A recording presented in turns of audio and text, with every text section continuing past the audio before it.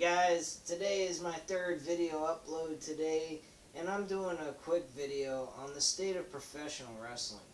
As we all may know, professional wrestling right now is absolute shit. About the only good professional wrestling company going today is WWE. We have two major names that most people are well known of, and that's TNA as the other company. ROH is kind of in there, but I don't think they're as well known as like TNA and WWE. Even though ROH puts on some really good events, good matches, they just don't have enough TV time to produce enough good storylines to build up matches. That's their only issue. Once they start getting that, I think they'll start getting noticed a lot more by professional wrestling fans. They're more of an underground kind of thing. But right now, with WWE, they're the only thing going, and it's the saddest thing in wrestling.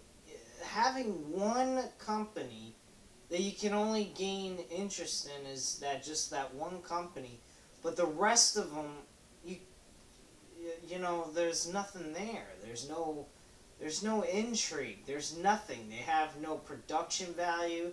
They got shit. And this is more speaking of TNA, because I think at this point TNA should have progressed into something even better. They should be in places that can fit 10,000, 8 to 10,000 people at least. And they are just garbage.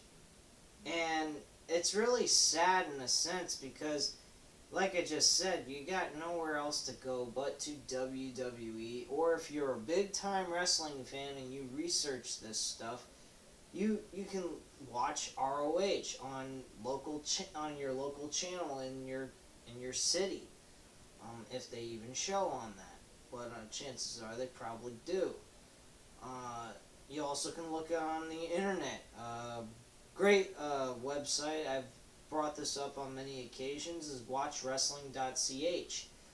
You go to that website, you can catch all kinds of content from ROH and from New Japan Wrestling, which is another great promotion, but it's not in the United States. They don't produce nothing on television for audience to see.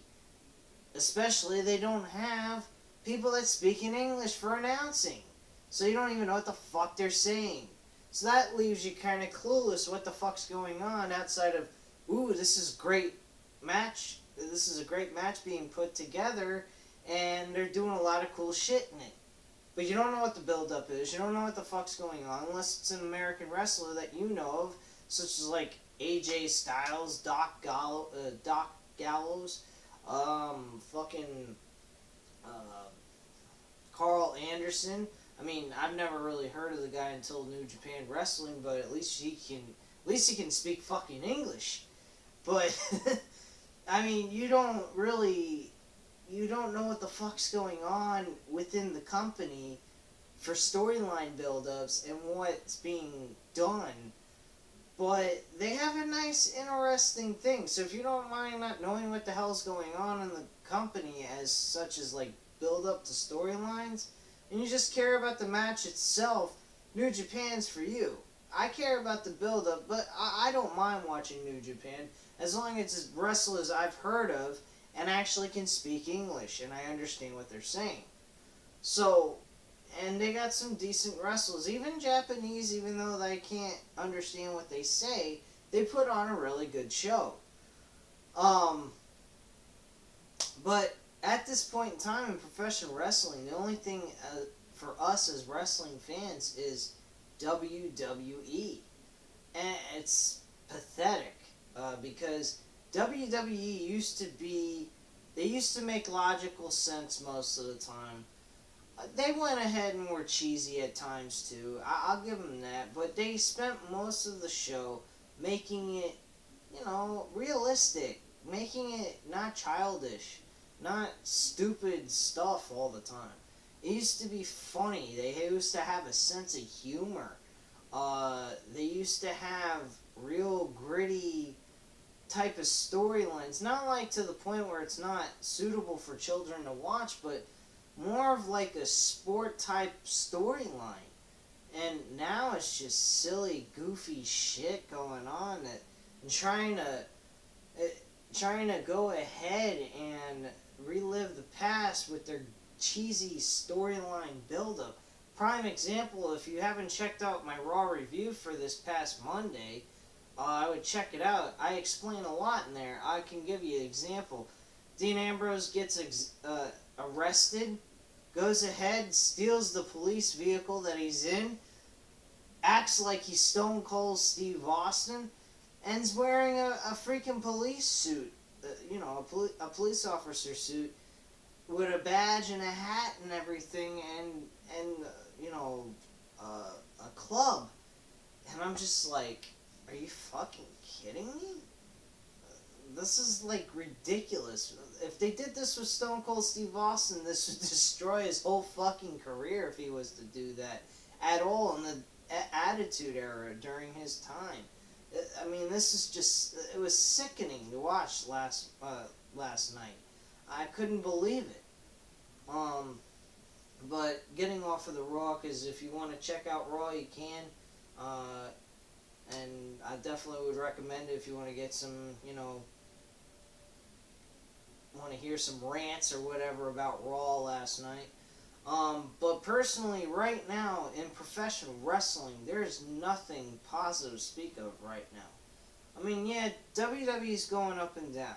They're going ahead and having moments where they're doing well, and then there's moments they're just doing absolutely nothing. This Elimination Chamber pay-per-view, again, I think it's going to be alright, but it's not going to be your 5-star pay-per-view. There are some matches that are going to make this pay-per-view worth watching. One of which, John Cena and Kevin Owens. I will definitely give my Elimination Chamber predictions video up tomorrow, since I have done a lot of videos today. But I will do a prediction video tomorrow and upload that for you guys to see. But getting off of that subject, sticking to what I'm here to talk about, this whole thing with WWE is just, it's to the point, I've been a fan of wrestling for a long time, and I'm just getting kind of sick and tired of WWE being the only thing in town to watch. Because there are so many other talented wrestlers out there. I'll give you an example. Cedric Alexander from ROH. Check him out if you haven't seen him. From my ROH review video on a pay-per-view that was done earlier this year.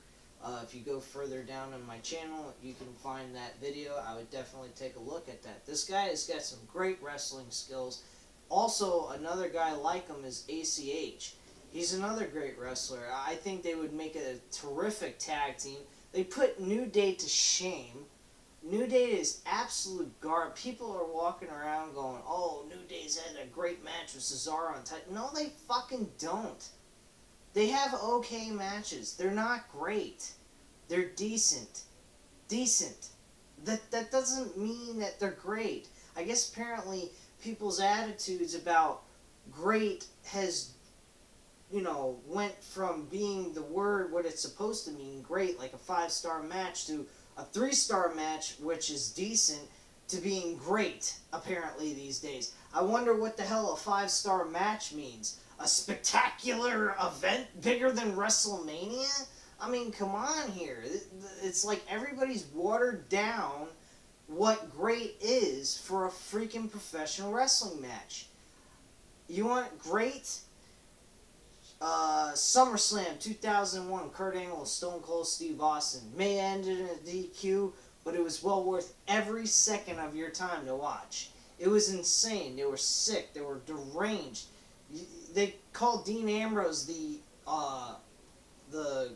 crazy maniac, the infringed maniac, whatever the fuck, the lunatic fringe they call this ass clown.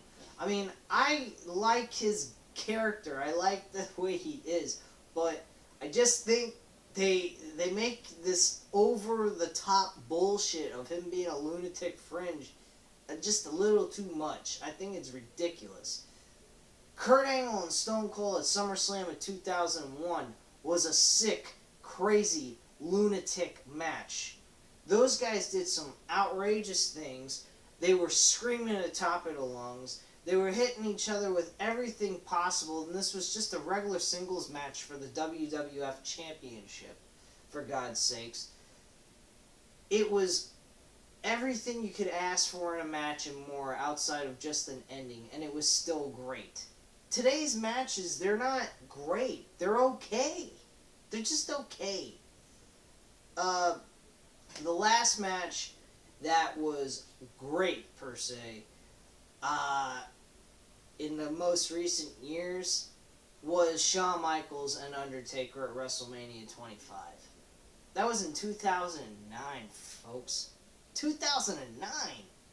That was a great match. Maybe I can think of some other so-called, well, a great match that I think was great. Great match recently in the last, let's be a little bit more up to snuff here, in the last 4 years since we've started with 2010 to 2015. I'll give it 5 years, okay, of thinking of a great match that occurred. I can't think of one. Great, okay, great. Alright, that's what I'm trying to look for. Great, in my mind. And I can't think of one. I'd have to sit here forever to think of a great match that occurred in the last 5 freaking years. John Cena, Brock Lesnar in Extreme Rules 2012. That was a good match. Was it great? Fuck no. There could have been other things in it that could have made it better, but it was still good. It was a good match. 4 out of 5. Brock Lesnar's matches are about the only thing you can get to where you could say they are even close to great. Brock Lesnar's match with CM Punk, that was pretty good. Let me see here. The series of matches with John Cena that he had, they were okay. Brock Lesnar versus John Cena 2004 SummerSlam this past year. That was a good match. Mainly because of the fact that it was very unpredictable. I never thought in a million years they would have had Brock Lesnar over, like, way over on John Cena in that match. I was kind of figuring it was going to be back and forth and Brock Lesnar walked away with the World Championship. Unfortunately, it was very intriguing to see Brock Lesnar just beat the living shit out of him and have absolute control of the entire match. That's what made that match intriguing. But was it great? No. It was not great. A match I thought was going to be great, Seth Rollins and Dean Ambrose. They got the main event spot on Hell in a Cell this past year in 2014. You'd think that match would have been great. It wasn't. They were starting off good and then it just slowed down. It was absolute shit. So that match was just a 3 out of 5 star match in my opinion. Another match, there was, I'm remembering, going through the month after month of last year, there was one great match. It was a Survivor Series match between John Cena's team and the Authorities team. That was an outstanding match. Dolph Ziggler looked like $1,000,000. He looked like Shawn Michaels of old. And you had the confrontation and stare down between Sting and Triple H. That was fucking phenomenal. Okay, I'll give it that much. That was a great match. That was close to a 5 out of 5 star match you could ask for. And that's it. One great match out of 5 fucking years since the PG era started. I mean, people will say 2009 was a PG era. I'm not going to say that. I think 2010 was, because they started not saying cuss words. They didn't act like adults. They acted like children, truthfully. And they still do now, but they cuss too. So, I mean, it's fucking warped out nowadays. TNA. Them, they haven't had a great, memorable match in God knows how long. I think the last great match they had probably was fucking 2010's Bound for Glory main event match with Kurt Angle, Mr. Anderson, and Jeff Hardy. I mean, that was a good match, but was it great? Fuck no. The ending was absolutely bazookas. That ending was great because nobody expected it to happen. Nobody believed that Jeff Hardy would have ever became a heel. Neither did I. It was totally unknown from any person who was seeing this match. So yes, it was a great, outstanding match. I have to give TNA credit on that. And I always have. People might disagree with me, and that's fine. That's their opinion. They're entitled to it. But overall, that was a very intriguing ending. That's what made that match even better than it was. I mean, it was still a good match regardless, but it wasn't great until that ending. That ending made it awesome because it was totally unexpected. It was totally original. It wasn't ripping off something else entirely. I mean, you could say, oh, well, you know, he was doing what Hulk Hogan did with the WCW, with the NWO. Okay, fine. But whoever thought that freaking Jeff Hardy would turn heel? He never played a heel character in his whole fucking career. So, in all honesty, that was surprising to me, at least. TNA really has not produced a major event that is absolutely memorable. I mean, I can name a few. I mean, Bound for Glory 2007, Slammiversary 2007. TNA really had their thing going. They were doing well in 2007, 2006. That's when they were really starting to get noticed a lot more. Not to mention they were starting to get WWE superstars on their program to add to the TNA roster, so that kind of gave them a boost too. But that's something that WCW did. They went after WWE's old wrestlers who Vince McMahon didn't see the value in using anymore because they've done everything. He felt that he's done everything he could with them to make a good product. So he felt like it was time to use younger guys. So the older guys were getting upset that they weren't being used the way they thought they should have been, so they went to another company. And that other company had Ted Turner running it, and he had billions of dollars like Vince McMahon. So he gave them shitloads of money. And I'm not going to go into the whole history because you guys have probably already learned about that through the WCW WWE Monday Night Wars show that they have on the network. So, in all honesty, TNA started getting better and better with each coming year until about, I'd have to say 2012, 2013. Well, 2012 was pretty good. I liked it.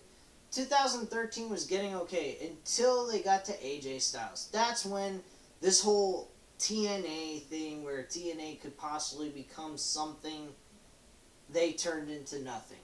Because losing one proof that TNA was going downhill, they got rid of their month-to-month pay-per-views that people could buy and view.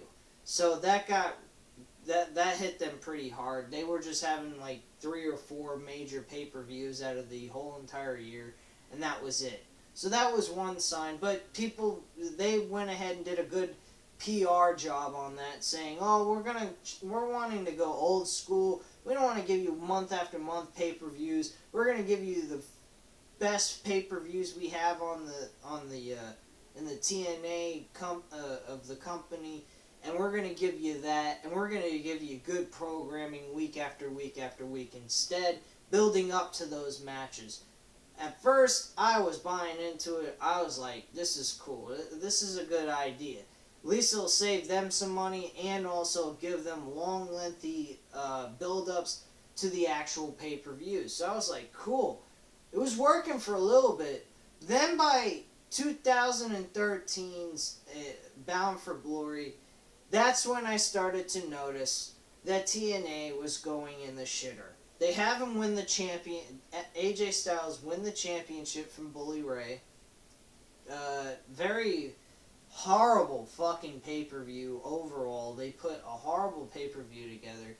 The main event with AJ Styles was the only thing worthy of watching. Kurt Angle and Bobby Roode, they could have been something decent. They had a decent match at 2011's Bound for Glory, and that turned, this match here for Bound for Glory at 2013 turned into absolute garbage.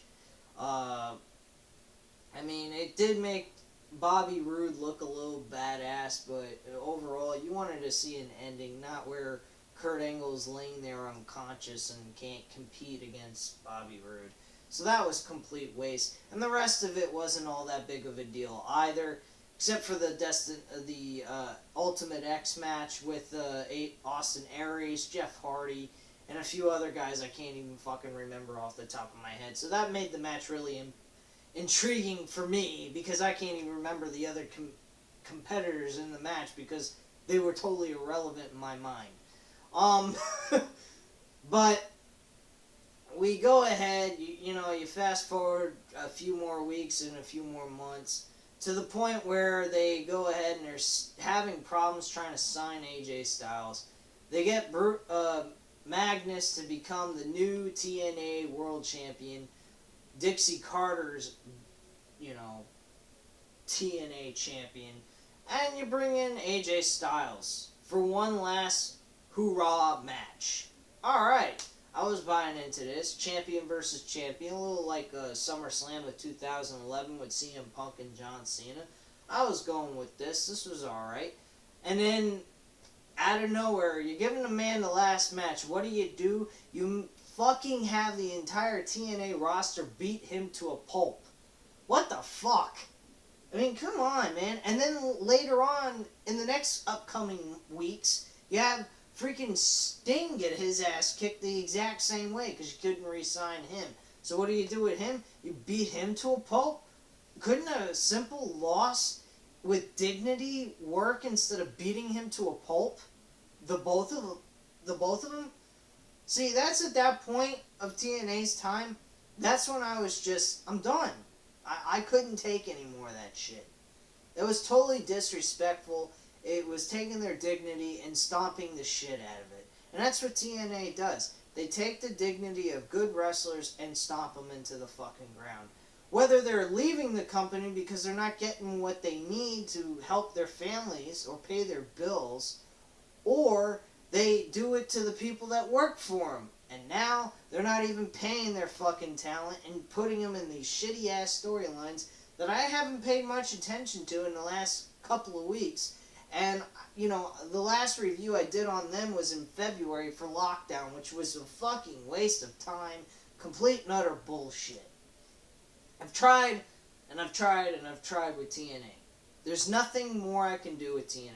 They are just a dead company that needs to just disappear. Allow those men that are working for your company go somewhere else and flourish in a better company than yours. Your product sucks, and you suck. ROH really is where it's at in professional wrestling. They give you great matches. They give you okay, decent build-ups towards those pay-per-view matches. But unfortunately, they don't have a lot of airtime. They only can put on 3 matches for one show. And, for a weekly show. And they're showing on Saturday nights at 10-something at night. Not too many people on a Saturday night are sitting there going, oh, I'm going to watch professional wrestling. That's what I want to watch on a Saturday night at 10 o'clock at night. No. They're going to want a grown-ass man like myself, more likely is going to be spending time with their families, drinking and partying and getting laid. No offense to any children that may watch this channel, but let me rephrase that. Get intimate with other women. And same thing goes with the women. But there's not too many people that are going to spend their freaking time and sit there and watch a fucking ROH episode in the middle of a 10 o'clock at night thing. I mean, you're going to gain some interest in it, but you're not going to gain as much as you possibly can at that type of hour and that type of day. That's the reality for ROH. Do I believe they deserve to be at a level of like TNA or WWE or in between one of those two levels? Absolutely. I think ROH is a better product than TNA. TNA just happens to have more money because of who's running it. Dixie Carter. She has more money than whoever's running ROH. I don't know who it is. I would have to research that. But they have more money than ROH does, specifically because of how much Dixie Carter's worth. That's it. That's the only reason. If Dixie Carter wasn't running TNA, TNA would probably be way below ROH. They'd be dead. There wouldn't be nothing left of TNA technically. So in closing with all of this, we've got 3 companies in the United States of America that people may have knowledge about or know about. ROH being the lowest on the totem pole because, like I said, they don't have enough revenue being brought in, and they don't have a wealthy person running that company to be able to promote it to higher levels or anything like that. But ROH, in all honesty, out of all 3 that I've discussed, ROH is the best product. Because they are professional wrestling. That's what they believe in, professional wrestling. Are they entertainment? Absolutely, but they give you pure professional wrestling with storylines. TNA, they try to be, but they're absolute garbage, and the owner of their company is garbage as well. And Vince McMahon, of course, being as Vince McMahon, is always going to remain at the top unless somehow, some way, he magically goes ahead and totally destroys it in the midst of his time between now and the time he passes away. I personally, once Vince McMahon passes away or gives up his rights to run WWE, WWE is going to be 10 times better than what they are now. Triple H looks at this company as being a professional wrestling company. He said it in the Stone Cold podcast back in the day of last year, and I like that about him. Vince McMahon said different. It's entertainment. It's not sports entertainment anymore. It's just entertainment. That's the reason why WWE isn't where it should be these days. Because his mentality is that I should be ashamed to be saying I'm sports entertainment. Like as if because you're making it scripted and fixed, that means it can't be a sport. That's a load of bullshit. I mean, granted, yeah, it's fixed. And that's just the way it is, but there's athleticism involved in these matches. These guys take risks. They get hurt. They get physical, they get physically hurt, basically. And they work through injuries. Do you see an actor work through major injuries? No. Do you see them really killing themselves? Not really. I mean, you fucking have stunt devils for some of these guys for movies. So, in retrospect, they don't have no stunt devils. They don't have nothing. Or stunt doubles or whatever. They have themselves doing those moves. That's it. That's all they got going for them is themselves and themselves alone. And they hurt themselves. And for Vince McMahon to think that that's not sports entertainment, I think he's a fucking idiot. But that's not here or there. It's his company. He runs it like the way he wants it. All we can do is either appreciate it or walk away from it. That's it. We can also vent about it as I do. And that's because I'm a professional wrestling fan. I love professional wrestling. That's why my damn channel is called World of Wrestling. Anyway, at this point in time, I'm done ranting and raving. I'm pretty sure this has gone on long enough. I want you guys to state your opinions in your comments, what you think I had to say, and I'll definitely respond back to you. But it was a great talking to you guys on this video today. I hope you enjoyed watching it, and thank you very much. Hit that subscribe button because there are a hell of a lot more content to come. I'm soon to go ahead and I'm going to start trying to get some other wrestling content on this channel. I do understand that I haven't been doing anything but WWE content, and I want to get some other things out there for you guys. Plus, also look for MMA and boxing information, news, rumors, things of that sort I might do. More than likely predictions and results on boxing. As long as I'm going to research some boxing stuff, and I'm going to start putting some boxing stuff on my channel at this point in time to give you some different aspects of sports other than just professional wrestling. But I will definitely go ahead and get some other promotional results and reviews on wrestling other than WWE content. But at this time, I do appreciate your time. You have a great day and good night. See ya. Bye.